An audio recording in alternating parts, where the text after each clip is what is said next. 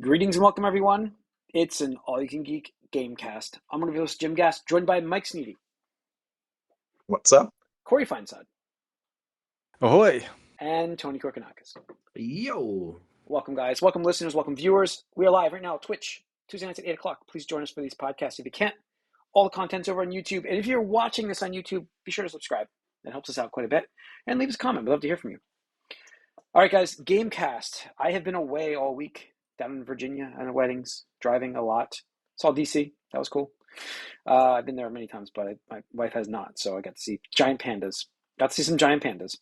That's. You never been to DC before? I have been to DC many times. She. Yeah. Really? She has not. Oh. So, unfortunately. So like even on a field trip? No, I thought that was mandatory. So, when we went to Virginia for this wedding, she's like, I've never been there. I'm like, well, here we go. We're 40 minutes away. We are going. So we went, for the day on Sunday.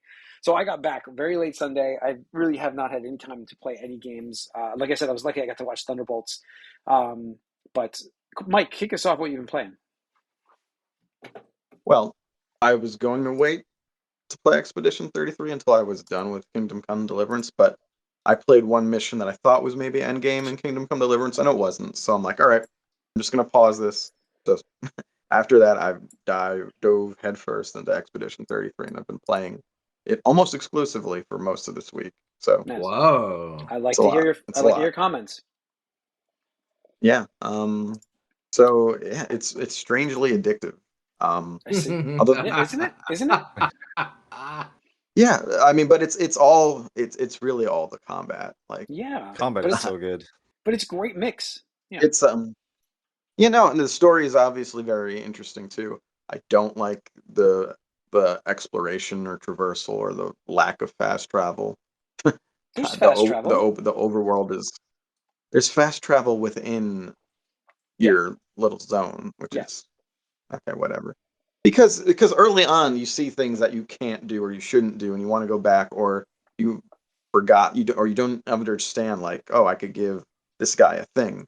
You want to go all the way back to the beginning, and the way to do that is you have to like physically trek back. You can't travel between zones, so that's a little annoying. But no, I mean, I've been playing it pretty exclusively. And also, I'm just trying to avoid spoilers because obviously this is a story-heavy game. There's big spoilers, I think, all over the place throughout the story, as even from where I am now. I really don't know how far in I am. I'm assuming I'm close to 2/3 through it, though, because I think there's probably 3 acts, and I feel deep in Act 2. And so you're that far already? How many hours have you been playing? Yeah, I've been gone like 5 days. What the heck? I'm speed running this thing. I'm trying to get through it. Didn't you make it sound like it's short? My characters. No. Listen. Well, first of all, I've mainlined it mostly because I didn't really understand how to do side stuff most of the way because of how weird the overworld is, and anything I did try to do seemed either like a waste of time, like the like challenges, the dumb the dumb parkour challenges to get swimsuits or whatever, or just something I was not ready to face at all, where it's just something that's so overleveled it would take me too long to fight it. But I just like literally last night, I'm like, all right, I'm gonna backtrack and try to get some side stuff done before I go forward with the story. So that's where I'm at now. But yeah, no, I put a lot of a lot of the stories left first and went. Yeah. So, like for me, like the way obviously I talk about it all the time. I play the game organically to include myself into the story, and so like if it makes sense, I'll go there. But most of the time, I like if my character is like trying to save somebody, I'm not going to go, oh, what's this over here? I'm going to go over here and stop this, But I'm going to go save the person instead. That's how I play it. But I usually, but I do like also to go on the side quest during the lulls. Yeah, but I also. I'm at a point where it seems like you might want to level up anyway before you continue, based on at least what the characters are saying. What level are you right now? Oh, I am about level Expedition 33 with my characters. Level 33. So, yeah, they're getting up. I'm getting some 9,999 damage hits here and there. Wow. I do Nice. sort of dislike that there's a damage cap like that. Although I mean that's still substantial for most bosses, but it's strange that there's a cap. I don't know. It is strange. Oh, What is that? Something that sounds changes? like there's Tony? some interesting aspect of things. Okay. It is strange. Anyway, Or so that's okay. but that's Well, cool. So Yeah, no, just to so- explain that, Mike. Sorry to interrupt. So obviously, this game is a homage to, among several other games, Final Fantasy. For the longest time, the highest damage you could output in Final Fantasy was 99.99. So it was a very intentional move on developers' part. But just like the FF series eventually broke that cap. Keep playing. See, I also have no idea how far into the game I am. Like I said, I'm in Act 2, which Just have fun with it, Mike. You know, Yeah, just No, enjoy. I know, but I have like 3 other games that I was in the middle of. Yeah, but if you're having fun with this game that No, you're I playing am. now, like No, it's a thing. listen, I'm not trying to Sounds like you shortchange are. this game either. I'm trying to, Yeah. That's why It I sounds like wanted he's to go enjoying back it. It's just he's enjoying it a and lot. do the sides Yeah. stuff. No, yeah, I am. It's just I wish I could just sort of teleport between places. Can't. Yeah, really. there's Some of the there's- traversal stuff can be yeah. a little rough. Yeah, that's one of my gripes about the game. There's like the overall map kind of sucks. There's no map in They the refuse to actual give you a map. zones, Yeah. which Yeah. like I find myself turned around so much because they do this annoying thing. Oh, where I you was fight confused. You fight a monster and they put you at a weird camera angle that you want. Like if I'm facing north and I fight a monster, it'll have me like facing south afterwards. I'm like, why would you do this to me? Like, Yeah, why are you where am I confusing going me? right now? Yeah, I get all turned Because around. like I love the art, I love the environments, but there's too much of it that's very samey. So I'm like, I have to look around and be like, did I come from this way? Like, yes or no? I don't know. Speaking of sure. Sammy, I do think it's kind of funny how we have more than one like rippled off likeness in this game. Yep. Yeah. Not only do we have Robert Pattinson, man, but we also have someone who looks a lot like Pierce Brosnan. That's Andy Serkis's character. We've got someone whose face looks almost identical to the video game Ellie from Last of Us. So it's interesting that way. But I'm very curious to see where the story goes. There's obviously breadcrumbs and twists already in it. Yeah, I do feel like I'm probably 2/3 through the story at this point. Okay. So cool. So we'll see. But yeah, it's it took me way too long to understand the Lumina system. It was quite confusing. And I probably sat down for like an hour and I was like, oh, okay. I seriously, I was like around the menus for like an hour and how that thing works. And I'm like, okay, so if I do this, like I'm you can just surprised you tinker didn't with wait it. till you got to the end, Jim, and then Yeah. figure Well, it like out. what was Like that one hilarious? Tales of game. What was hilarious was the second that I opened that menu, all I thought about was like Tails. I'm not doing a Tails. I'm gonna make sure I stay on top of this. So that's why I took that hour and I just sat there learning like, okay, if I grab this, it gives this character this ability. I'm like, okay, but I want to lock this in for this character. I'm like, okay. So I was trying to figure it out because I'm like, I don't want another Tails. But that would have been funny though. I did think about that immediately when I opened that menu. So Yeah, it'll always stay you with don't me. know, that's a Always stay with reference me. to where Jim played a Tales of game, got to like the last area, and what you found out you could unlock skills at some point I or had something. spent 0 points in my skills in the Tales games. I didn't spend any of them in the skill trees. So I got all the way to the end of the last area of the game before I actually leveled my characters up.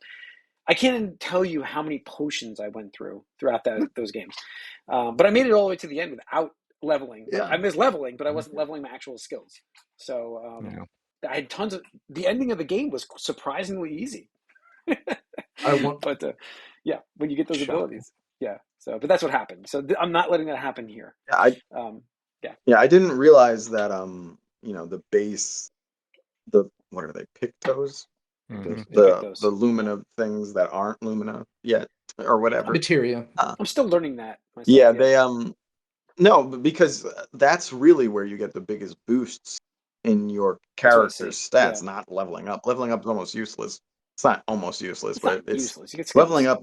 I'm just paying attention to what weapons I'm using, what works with the weapons when I'm leveling them. But to get like, you can get like 30 more hit points, not 300, I mean, more hit points on a decent level Picto. And that's not even the listed effect, which you don't even notice sometimes. So you got to keep changing those out when you get new ones, which I was not doing until. And you have to learn maybe Act too, 2, which was the beginning of Act 2. Yeah. Like you have to win a couple battles and then. Well, yeah, and that allows you to add that effect to whoever wants to hold it later. So they did not explain that very well, and it took me a while to figure that out. But now between that, I don't know if I'm really strategizing the best because I am sort of brute force learning patterns instead with harder bosses just to parry. So I don't know how good my strategy is right now, but I am. I'll fight someone like that's 4 good. or 5 times in a row and just parry and dodge my way through it. Mm-hmm. Yeah. All right. Cool. I'm curious about when we're all going to finish it and how we're going to talk about it then. Yeah. It's definitely got a great story, so it's one that would probably want to have a discussion on after it's been out for a bit. Yeah. I think, did Tony freeze? Nope, no, you No. didn't. No. I thought you were frozen. Sorry, Deep in man. Like, thought. No, sorry, I was just checking a message that I got. okay, I'm worried I'm freezing on people, and I was like, it's only if it didn't happen last podcast, I've been like, everything's fine. No, yeah, I get it. So, Sorry. all right, so guys, Corey, what have you been playing? Yeah, I'm Expedition as well. Cool. Clair Obscur. Yeah. 33. It's the combat is really what does draw you in the most. I just love how doing the combat, and the music when you go into combat is so good. Like I'm like, oh yes, like I'm so excited to go into combat because the music's so good. Yep. No, you could. But early on, I almost thought the music was too loud compared to like the dialogue, the mixing, but I guess I got used to it after a while. It is just that too. I mean, it's not like it's locked in, but they're definitely like focused. They want you to notice them. But like, it's crazy. Is this game like the guy was like bored at Ubisoft, and it's like, oh, and then he starts this company and finds a guy on Reddit to do the story. Yeah, I think it was. I'm sorry, I think it was a woman for the story. Okay, well, yes. But the composer was just a dude off of Reddit too that had like a SoundCloud or something like that. I'm like, holy shit! Like, wow, what? It's amazing how the game goes together. Yeah, it's like he was just a bored guy. He was a bored guy at Ubisoft. Yeah, and he just found all these guys. It's unbelievable how this game came together. Unbelievable. So it just shows like there's a lot of people out there that have good ideas, good talent, but they just for whatever reason or another weren't given the opportunity or chance, right? So I'm hoping that's one of the lessons that the industry can learn from this game, because I know a lot of articles have been written about Final Fantasy, this and the other thing, blah blah blah. I get it, but I'll be pushing for this game to win Game of the Year right now, like hell. I hope it. Well, really now that we're gonna talk about it later. Yeah, we'll talk about it later. Now, window's wide open. Yeah, so there's gonna be some great games this year, but I'll put it next to my 2 other nominees in my mind already, but we'll see. We'll see how it sticks the landing. Anything else for you, Tony? You been playing Clair Obscur? Yeah, I beat it. Sounds like you're further than me. You beat it. Okay. Yeah. Wow. I didn't do everything, obviously. This is a non-spoiler, but one of my friends told me is like just go do the last story, like finish the story, because otherwise like you kind of trivialize, like it's one of those games where like there's no scaling, so like you just kind of show up, right? And it's like, cool, I did all the side, like that meme, I'm sure if you've seen videos or comics or whatever, it's like you're the last boss is talking shit, blah blah blah, and like you just see the actor or whatever just go and like they crumble and stuff like that. So it's like, and even then I destroyed the last boss. I was like, look, I fought fucking mobs that were tougher. Yeah. Last boss. Yeah. Mimes. So bad. I felt the mimes, man. See, that's one of the optional things I have tried, and I'm like, I'm not doing this now. No way. Yeah, but love the game. Cool. Really, the story held up all the way through. I do have some nitpicks, which we'll get into a spoiler cast down the line. Since we're all playing it. But really, fantastic game. Like, I have some small nitpicks and stuff like that, but coming from a studio that this is their first game, I'm truly, truly impressed, because they really took, the best parts of different games that I love and made their own thing. Like, I could point to stuff like, okay, yeah, obviously the UI is a little bit like Persona, right? The gun mechanic is a little bit like Persona. The builds is straight out of like Final Fantasy. The dramatic storytelling is kind of whatever. That's all, but that's all great. And obviously the FromSoft and enemy design and the parry and dodge system and stuff like that. But it does so in a way that it's like not like, hey, this is PlayStation All Stars, right? To like a Super Smash Brothers type game where it's like, if you didn't know any better, you wouldn't know, right? They're like so I think subtle nods to the it's love letter rather than just like, letter. hey, exactly. You like Persona, right, guys? Like, this exactly. is Persona Light. It's French Persona. But yeah, it's just awesome, and I can't believe again it's another year where like the front runner for Game of the Year is in the first half already. So definitely gonna do all the side optional content because there's some shit out there, man, where I'm just like, so one of the things is I came across something. This isn't really a spoiler. Something that's in the water. And recently, like I think last night, and there's not a chance that I could fight it yet at like level 33 or something. So there's like some stuff out there. There's some stuff like Xenoblade where, and that's one of my like minor nitpicks is like, it's like I'll just run into a mob of enemies because it's like, oh, I fought these dudes before, right? Because like it falls under a certain enemy type or enemy appearance. Yeah. But then you get into the battle and it's like super versions. Yeah, it's like a super version, and all of a sudden I think they call them chroma, whatever. Version of, so it's not very easy to tell when there's one of those because it's like, oh, I'm just gonna go fight this dude, and then I'm getting my ass stomped. I'm just like, oh, okay. I even had to fight one of the overworld bosses over again because for some reason the game didn't autosave, and then I went into what I thought was a regular mob just to destroy it and learn a Picto, and I game over to this freaking enemy mob, and I'm like, are you serious right now? And then it loaded me up, and I was like, wait, I have to fight this boss over again? But whatever, it's fine. It took like 4 minutes.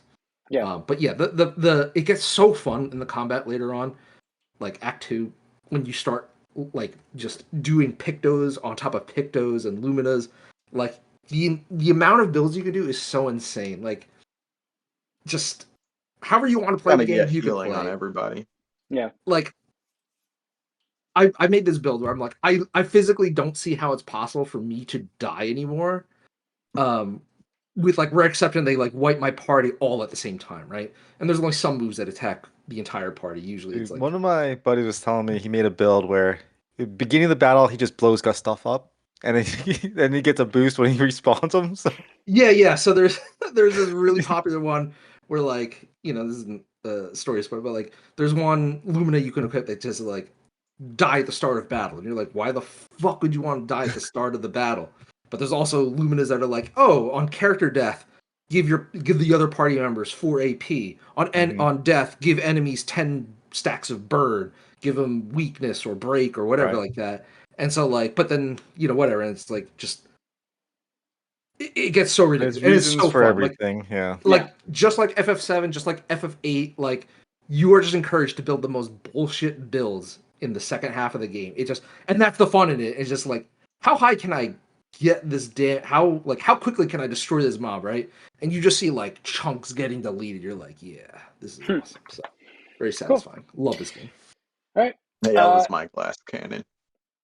Oh, she's the best character in the game. She's awesome. She's my glass cannon right now because she has somewhat old Pictos on her, but I like their effects too much. Oh. All right. As we said, 12 days in, Clair Obscur has crossed 2 million copies sold. Giving us some numbers, guys. Well done. Concurrent stream, even with Gamecast.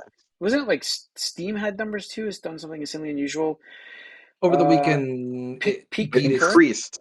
Yeah, it increased past its concurrent user peak in the initial weekend, which is super rare for a game to ever do that in the second single player game. Yeah, especially for a single player game. Yep. Okay. All right. Again, super impressive. And the other game that Mike's put on hold for now, Kingdom Come Deliverance 2, has sold 3 million copies in 3 months. So good for that. Yeah. Love that game too. Then I have lots left to do in it, but it'll be there. Yep. All right, let's move into Microsoft side of things real quick. We've got price increases happening. Microsoft has raised the prices of all Xbox Series consoles, confirmed to hit. What do we got here? Let's see what we got. Let me get the actual list here for you guys. The Series S 512 is $379, up from $299. The Series S 1 terabyte $349 to $429. The X Digital went up $100. The X Series X went up $100. The 2 terabyte went up, $130. And all the accessories went up in price too. What's the most expensive one you can get? How much is $729 for the 2 terabyte Galaxy Special Edition Xbox Series. That is more than a PS5 Pro. Yeah, $729.99. More than a PS5 Pro. Yeah. It's so here's the thing, right? Tariffs, it probably, right? sucks to see this, but 100% tariffs. I wish Microsoft would just fucking come out and say it. Yeah. In my opinion, any of these companies that are raising prices without explaining why the prices are going up, just being cowards. Yes. Because people are stupid, right? Because this is how we got into this predicament in the first place. But it's crazy that, again, 5 years into this fucking generation, right, where we should be talking and hearing about the next systems, PS6 and Xbox, whatever the fuck they're going to call the next generation. Yep. And it's like, hey, prices are up like $100 on all the systems. Like, wait a second, they're supposed to go down here, right?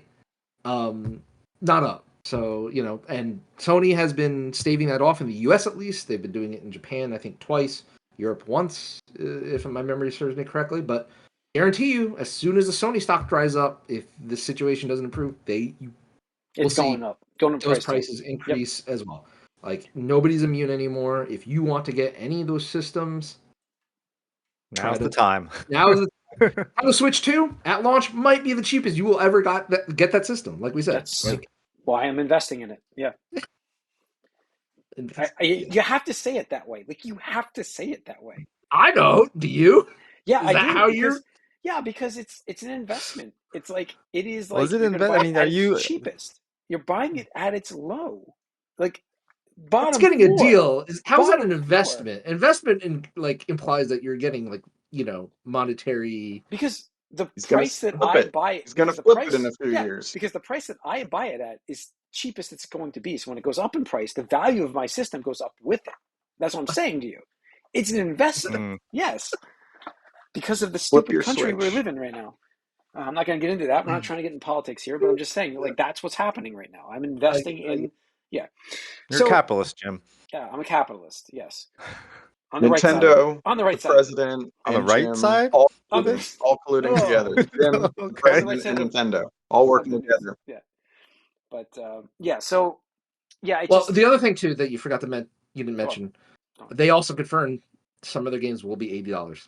Yes, they did. Mm-hmm. They're raising the prices of their games again. So Nintendo opened the floodgates to it. Not that it was on them; it was going to happen anyways. They were the first ones to do it, but now everybody's going to follow suit. So look for that. Everybody, $80 is going to be the new entry for AAA games, maybe higher.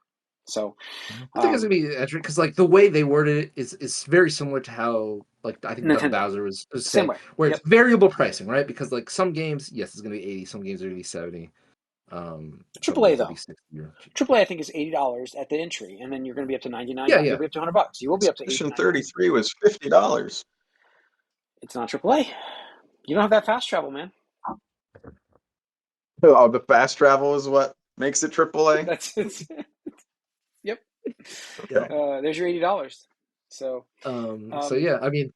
Do we really think Sony's not going to have $80 video games now? They will. They're just going to let Nintendo and Microsoft do it? Yeah, exactly. And they're going to raise their prices too. Their prices, Galactic, whatever, is going to be $80. They're just the last ones to do it. I bet you PS5 Pro is going to be $900. That's my prediction. Maybe $850. Yeah. $850 for sure. Yeah. But yeah, I mean, it's unfortunate, but things it happens, and it's really weird, right? Because in a way, I think gamers got coddled over the years, right? Well, because absolutely. we had generations where the price was $50, and then we had generations, again, 60. Plural, multiple, at $60, and it's it's been about 30 years, but roughly $50 to $60. So yeah. So that price increase did not keep up with inflation of other goods and services. N64 was $80. Some of them were like 70, I thought, some cards. Just saying. Cartridges were more expensive because they were more expensive to make. I mean, and obviously, but like you said, it was crazy. But we've talked about it on this podcast. The companies are closing down. They can't afford to pay their staff. Game prices have to go up again. And I'm not saying it's great for us. It's not. But it has to happen because it's not a sustainable ecosystem the way it is right now. And the only way to do that is to raise prices. That's it. Is though, like, the single purchase, like, they don't even, that's not where they're making their money anyway. It's all, live service stuff. So but I think that's why we have to see that, right? Because otherwise, if we don't have that increased price on single player games, and I'm not saying it's exclusive, obviously, but otherwise, all these game studios are gonna be like, okay, we have an army of a studio that's 300 people. We either have to make a AAA RPG, whatever, Mario, whatever fucking Elder Scrolls 6 is going to be, or whatever, or we can have them make a live service game with microtransactions, battle passes, etc., etc., etc.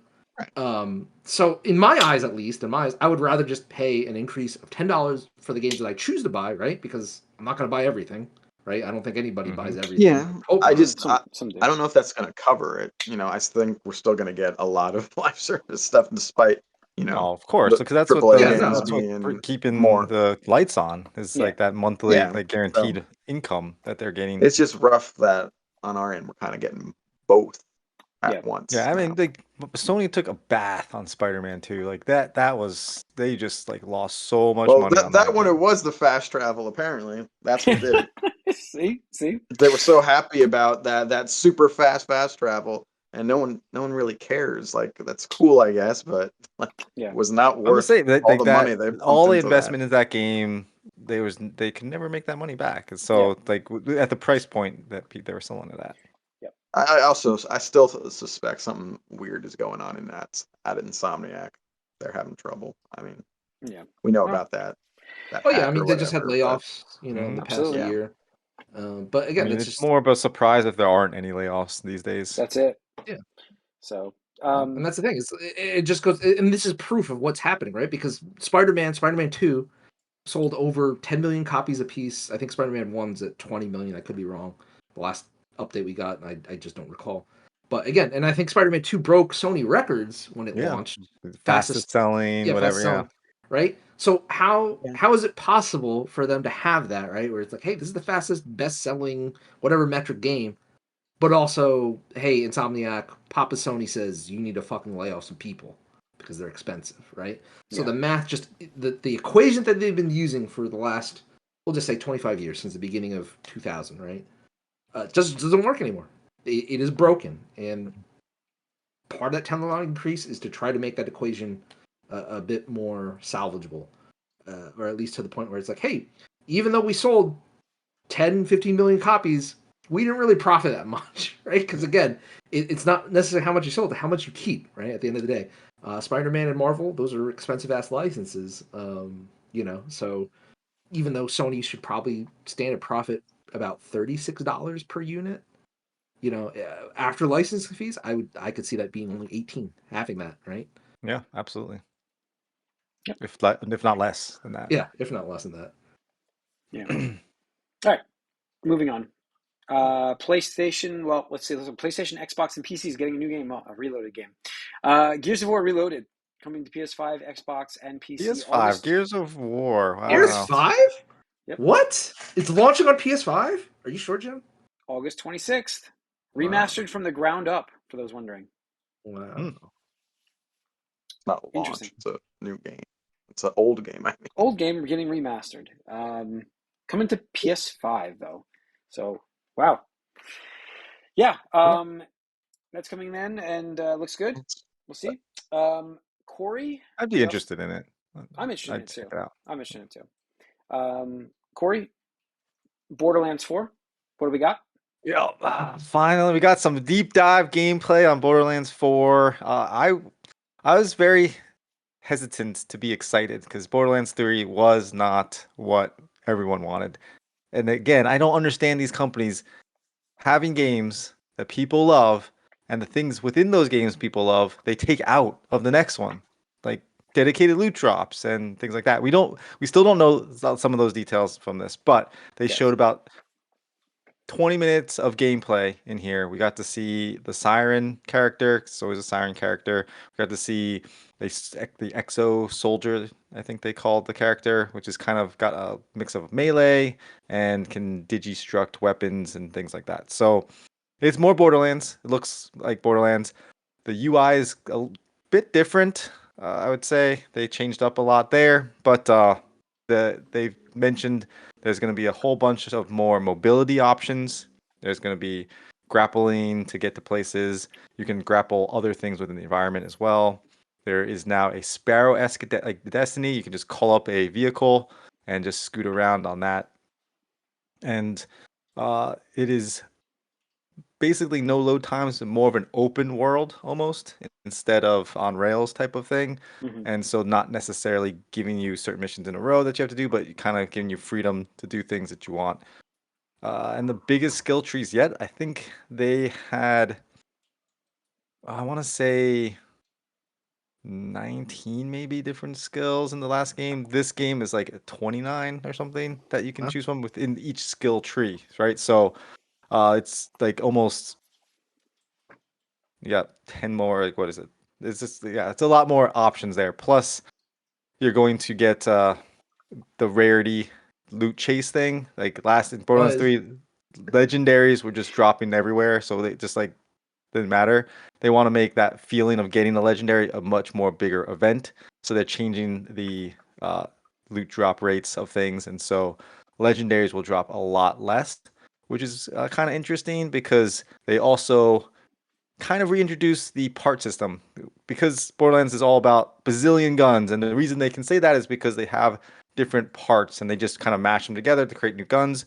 And so in this game there are 8 manufacturers which all have different styles of shooting. So like a Jacobs, which if you know Borderlands, they kind of have ricochets when you crit, and it's like his fast, they'll shoot as fast as you can pull the trigger.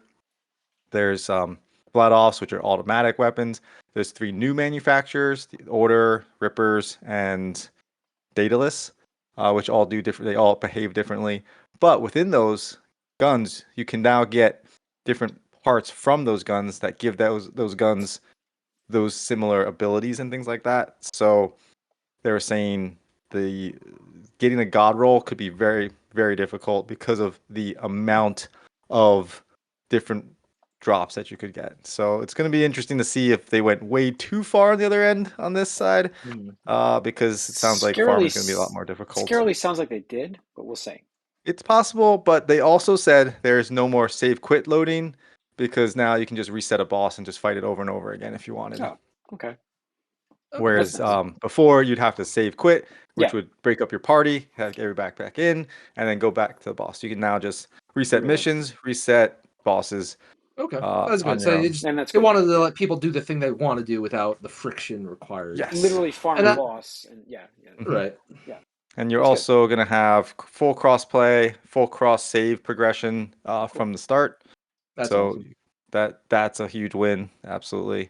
They said they've redone their lobby system, make it easier than ever. Don't know what that means yet, but easier than ever to party with your friends and as long as it's not like Monster Hunter.